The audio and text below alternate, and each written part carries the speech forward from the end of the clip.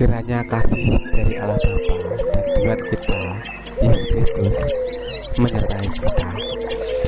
Bapak Ibu yang terkasih dalam nama Tuhan Yesus Kristus, pada pagi hari ini kita akan belajar firman Tuhan yang kita ambil dari Kisah Para Rasul 4 ayat yang ke-13 dan ke-14. Namun sebelumnya mari kita berdoa. Tuhan Yesus, kami mengucap syukur jika pada pagi hari ini memberi kesempatan kepada kami untuk beribadah bersama keluarga di rumah kami masing-masing. Kiranya Tuhan Engkau hadir, Engkau menyertai, memberkati, memberikan kami hikmat-Mu, memberikan kami pewahyuan-Mu, sehingga kami boleh mengerti, memahami, dan melakukan setiap kehendak-Mu dalam kehidupan kami. Terima kasih Tuhan, terima kasih. Kami serahkan pikiran kami di tangan kuasa-Mu. Dalam nama Yesus kami berdoa. Amin. Bapak Ibu yang terkasih dalam nama Tuhan Yesus Kristus, saat ini pemerintah Indonesia sedang mencanangkan atau memulai fase kehidupan new normal bagi warga negaranya. Nah, tentu kita bertanya, apa itu new normal? New normal merupakan kehidupan yang baru yang harus dilakukan oleh setiap orang yang ada di negara ini.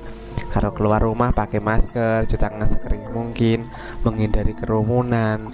Kalau di tempat di transportasi umum, transportasi publik itu dilarang bertelepon. Ya, itu adalah beberapa contoh kehidupan new normal yang harus dijalani oleh orang-orang. Nah, namun yang menjadi pertanyaannya adalah, siapkah semua orang itu menghadapi new normal? Ataukah mereka terkekang dengan aturan yang ada? Ataukah mereka merasa itu hal yang berat untuk dilakukan? Atau mungkin memakai masker itu sesuatu yang menyiksa? Bisa jadi, karena ada beberapa orang yang karena memakai masker pada akhirnya dia jatuh pingsan. Ya, nah, hal-hal yang seperti ini yang kadangkala sulit untuk diterima oleh banyak orang, dilakukan oleh banyak orang. Namun kita sebagai warga negara yang baik, ya seharusnya kita patuh, dan kita hendaknya bisa bawa diri untuk hidup dalam tatanan kehidupan new normal. Demi apa? Atau demi kebaikan bersama, kebaikan diri sendiri dan juga keluarga. Nah, Bapak Ibu yang dikasihi oleh Tuhan Yesus Kristus, dalam nats yang kita baca dari Kisah Para Rasul 4 ayat 13 dan 14, kita bisa melihat bahwa sebenarnya para murid juga memasuki tatanan kehidupan new normal. Ada beberapa hal yang benar-benar baru di dalam kehidupan para murid. Salah satunya ialah Roh Kudus yang tercurah pada mereka dalam peristiwa Pentakosta. Roh Kudus memberikan daya yang baru kepada murid. Dan daya yang baru itu bukan hanya soal kekuatan, tetapi pengetahuan, hikmat, kemampuan berbicara dengan bahasa lain, kemampuan berdebat dengan orang lain tentang teologi, tentang firman Allah. Dan di sana kita juga bisa melihat, karena Roh Kudus itu, para murid dapat melakukan hal-hal yang ajaib. Nah, para murid Yesus setelah menerima Roh Kudus, mereka hidup dalam era new normal dan mengisinya dengan melaksanakan tugas perutusan yang diberikan oleh Sang Guru. Mereka bersaksi, mewartakan Injil, kabar keselamatan, menolong orang yang tertindas dan putus asa karena sakit, penyakit, dan dosa. Mereka menyatakan kuasa Allah di tengah-tengah dunia. Bahkan mereka juga menunjukkan kepada kaum terpelajar, para imam, tua-tua Yahudi, ahli Taurat, bahwa mereka memiliki karunia hikmat yang dari Allah. Nah, dalam tugas perutusan yang diberikan oleh Yesus Kristus, para murid menghadapi situasi yang tidak mudah. Sebagai orang awam, orang biasa, para murid menghadapi situasi yang tidak mudah. Namun apakah mereka bisa melaluinya? Bisa, karena dalam era new normal mereka disertai, mereka dilindungi, mereka dikuatkan oleh Roh Kudus. Bapak Ibu yang dikasihi oleh Tuhan Yesus Kristus, dalam Kisah Para Rasul 4 ini kita bisa melihat bahwa Petrus dan Yohanes dihadapkan pada mahkamah agama, dihadapkan pada tua-tua Yahudi, imam-imam Yahudi, ahli-ahli Taurat. Apa toh masalahnya? Masalahnya sepele. Sebenarnya mereka hanya memberitakan nama Yesus dan menolong orang yang lumpuh di bait suci sehingga bisa berjalan. Dan karena memberitakan nama Yesus itu, seolah-olah sesuatu yang dilakukan oleh Petrus dan Yohanes itu salah di mata para imam itu. Dan tentu saja karena salah, mereka diseret ke dalam pengadilan di depan mahkamah agama. Namun apa yang kita bisa lihat Bapak Ibu, Petrus dan Yohanes sekalipun menghadapi orang-orang terpelajar, sekalipun menghadapi orang banyak, sekalipun menghadapi orang-orang yang pintar tentang firman Tuhan, tentang firman Allah yang disampaikan sejak zaman dahulu, zaman nenek moyangnya, mereka tidak gentar sedikit pun. Bahkan yang membuat mengherankan adalah mereka bisa menerangkan kesaksian yang mereka berikan kepada banyak orang di dalam keadaan tertekan, di dalam keadaan tekanan dari lingkungan. Tidak mudah seseorang bisa berpikir jernih, menguraikan dengan baik apa yang menjadi suara hatinya, apa yang menjadi perutusannya di tengah-tengah dunia. Tidak mudah untuk melakukan itu. Namun Petrus dan Yohanes melakukannya dengan baik.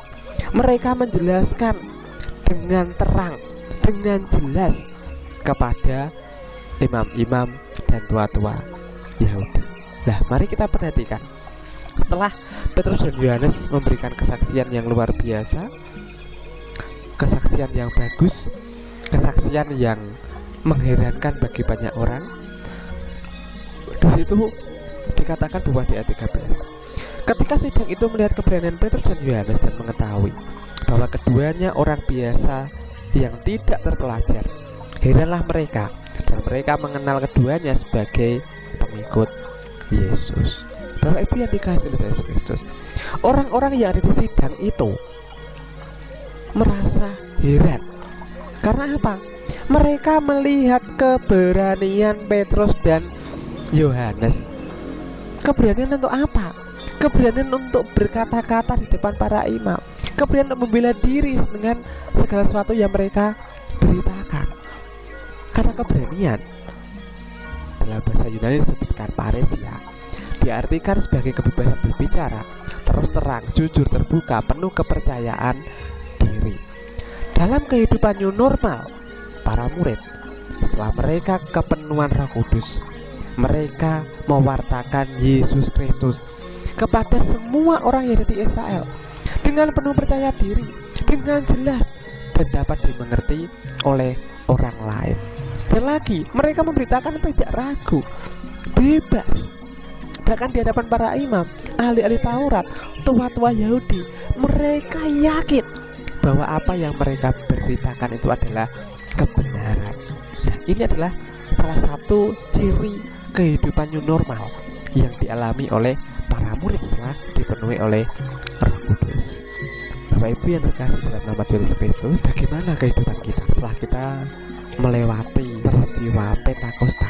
Yang dewasa pasti sudah seperti para murid, dibaptis, menerima Roh Kudus, dan sudah seharusnya bahwa hidup kita juga harus menjalani kehidupan new normal sebagaimana tuntunan Roh Kudus di dalam kehidupan kita. Sudahkah kita menjalani kehidupan new normal itu? Sudahkah kita mewartakan Yesus lewat hidup kita dengan berani seperti Petrus dan Yohanes?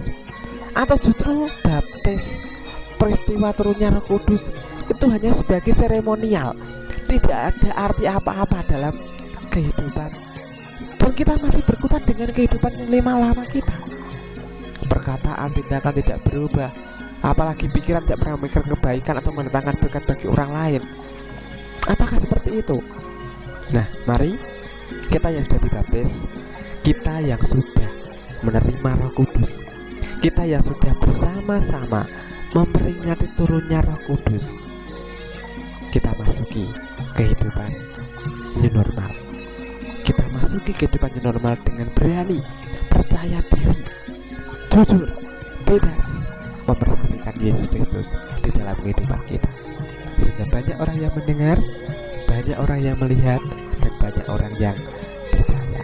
Yang kedua, Bapak Ibu yang terkasih, Petrus dan Yohanes dalam 8:13, mereka adalah orang-orang biasa, tidak terbelajar. Namun dalam kehidupan new normal mereka bisa membuat banyak orang itu tercengang, terheran. Dalam bahasa Yunani, kata tidak terbelajar disebutkan agramatos, yang artinya buta huruf.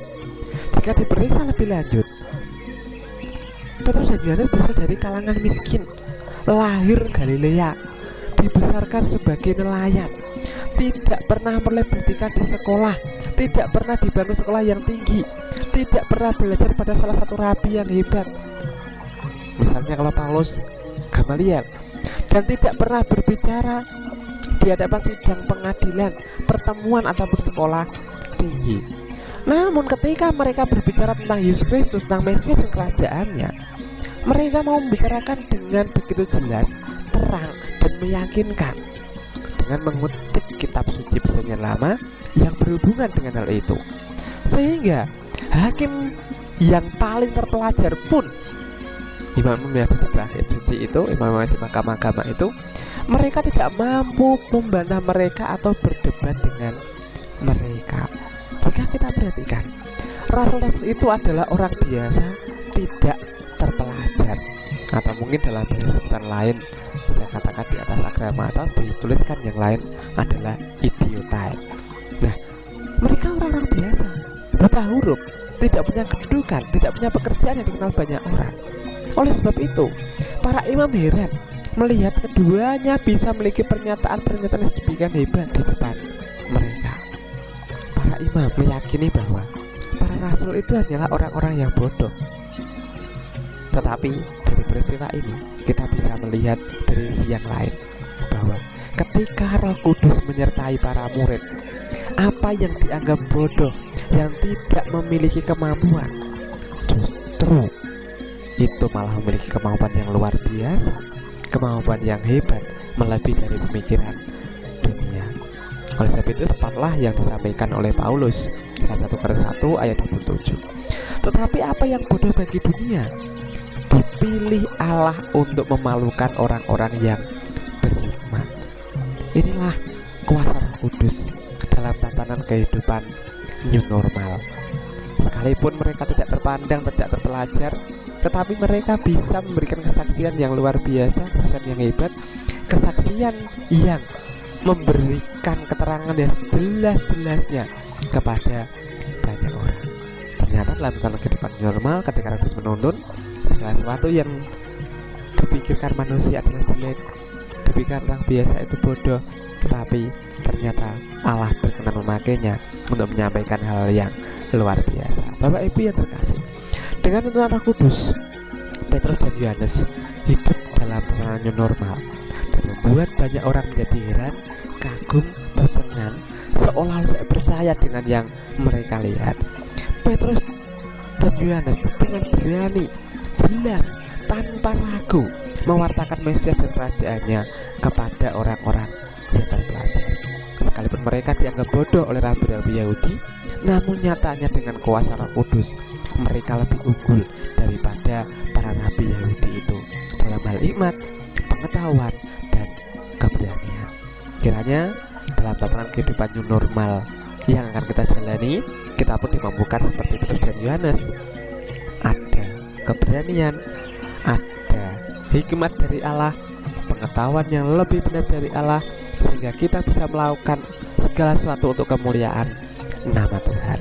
Dan saya yakin itu bisa dilakukan agar kita tetap hidup di bawah kendali Roh Kudus.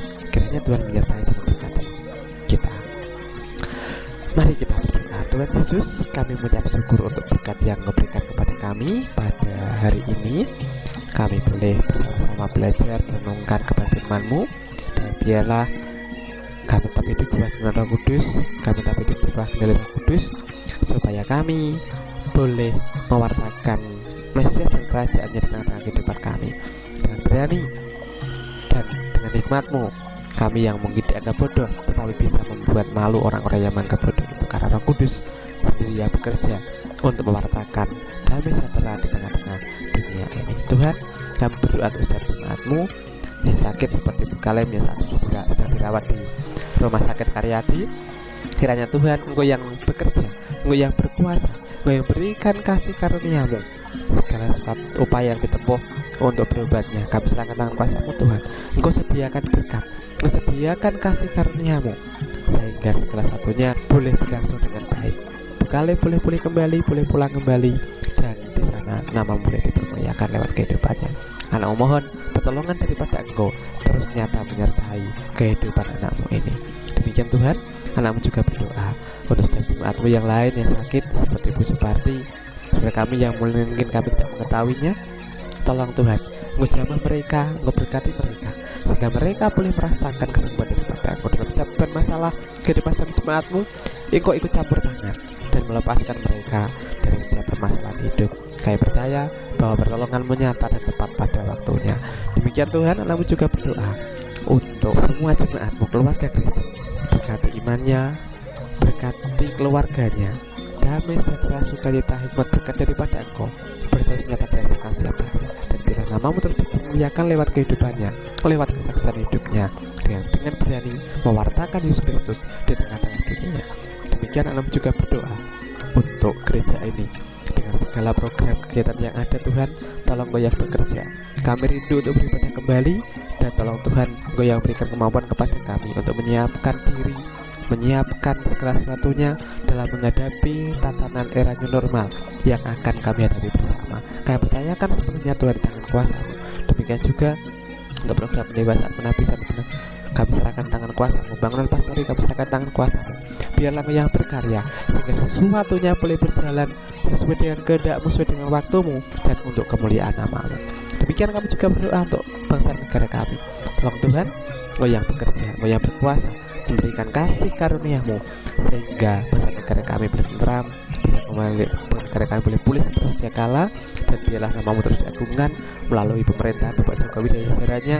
Biarlah Engkau sendiri yang bekerja mendatangkan damai sejahtera dan berkat bagi seluruh warga negara Indonesia ini. Terima kasih Tuhan, terima kasih. Kami serahkan sepenuhnya hidup kami serahkan masa depan kami serahkan sepenuhnya negara kami di tangan kuasa-Mu. Biarlah damai sejahtera dari surga turun melingkupi kami semua. Dalam nama Yesus kami telah berdoa.